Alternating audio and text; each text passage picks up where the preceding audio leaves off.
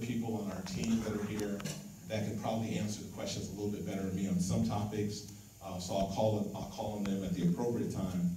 But let me just say this in closing.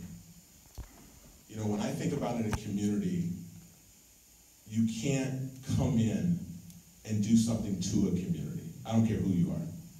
You have to be a part of the community. You have to understand the history and the culture of the community.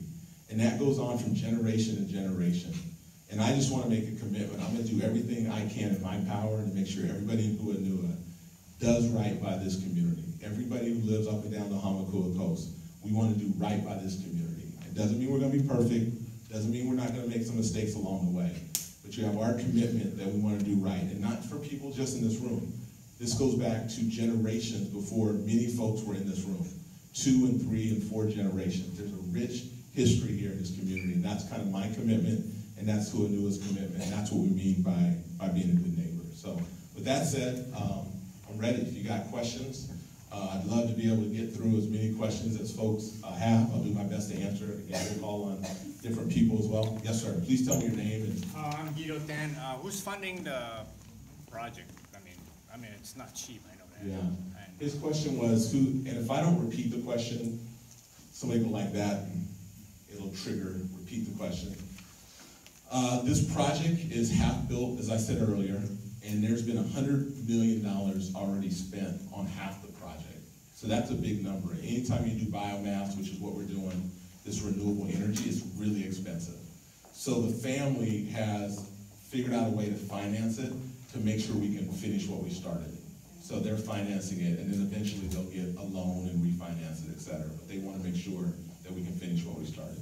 Another question also, you're talking about forest, right? I mean, a lot of the sugarcane roads are no longer available. How is all that?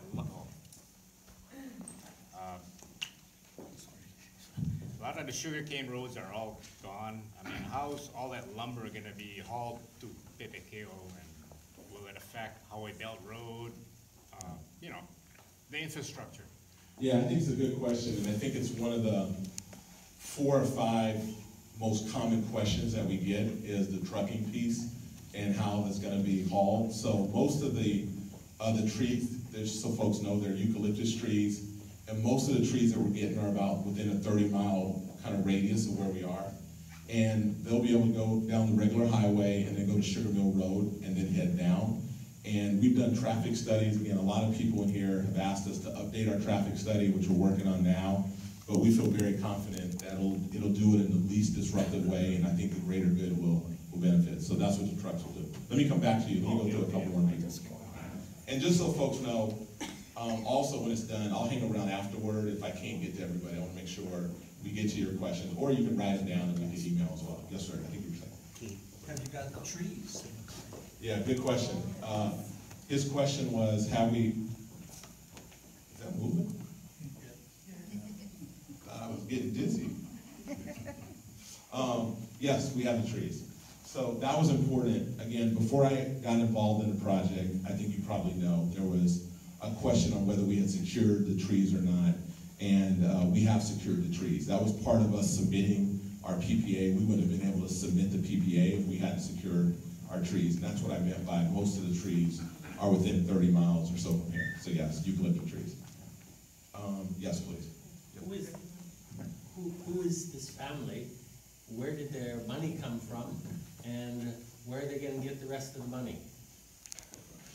This family is from California. They had started a company called Franklin Templeton, and her name is Jenny Johnson. She came and got involved in this project as a minority investor. And then the lead investor, before I got involved 3 or 4 years ago, had some challenges. She ended up being the lead investor. And her family made a commitment that they're going to finish what we started. So they made their money in the financial service industry. Just related to the cost, there has been information that the rates will go up for the first 20 years, probably because it's so expensive to build it. Is that true, and is there anything that can be done there? Yeah, no, very good question. Again, I don't mind tough questions, so please don't hold back. So for us, I think it's important to give a little bit of context. This report that you're referring to was done by Helco.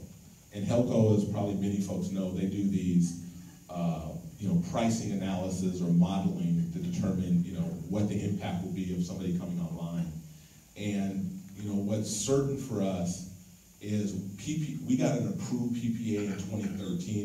Probably most of these folks may know, we got an approved PPA in 2013. So our pricing today is cheaper than it was in 2013, number one. Number two, when you compare us, we have to be compared to fossil fuels, because that's what we're replacing. I think most people know that oil and fossil fuels, there's something called firm dispatch, where they're on 24 hours, 7 days a week. That's what we're replacing, and we're gonna be cheaper than the fossil fuels. So that's the second thing. Third thing is, what they did is they did an analysis that looked at if we got an approved PPA over 30 years, they came up with an analysis that said we would be $2 or some change more expensive than, you know, the rest of for the ratepayers. And I think there's two things to your point. The first 20 years they had us more expensive, and the last 10 years they had us less expensive. Did I say right? Yes. We were more expensive and then we were cheaper. Right. Yeah, okay, got it. So we have two questions that we're challenging their analysis. One of them is they put in, it's a little technical, but they put in a big lease payment that we're not gonna have to pay that inflated our rate. So we're challenging that right now. That's number one. And then number two, I think a lot of people here know that Helco tried to acquire most folks know that? The Honua Energy Partners, they tried to buy that fossil fuel plant twice, and it got denied. And here's what's interesting. When they ran their pricing analysis, they ran it as if they owned HEP. And to us, that's just not fair, because you didn't own it at the time, you still don't own it, it's been denied 3 times. So that also inflated our pricing. So we're gonna ask them to rerun it so we can see that $2 and change that I mentioned, we believe is gonna be lower, we just don't know how much lower. So that's kind of where we are on that one piece. And we think the consumer advocate is also gonna answer that same thing from them as well. Thank you for that. And Yes. that $2 is per what? Per year, per person, per Over month, per what? $2 per household over the course of 30 years, is that right? So that's less than 10 cents per house? Per $2. Per month. Per month, okay. Sorry, $2, and I think it's 20 some odd cents. $2.26 per household per month. And again, I just want to, you get on that. So I want everybody to know, that's what they ran it as, and we don't believe that that's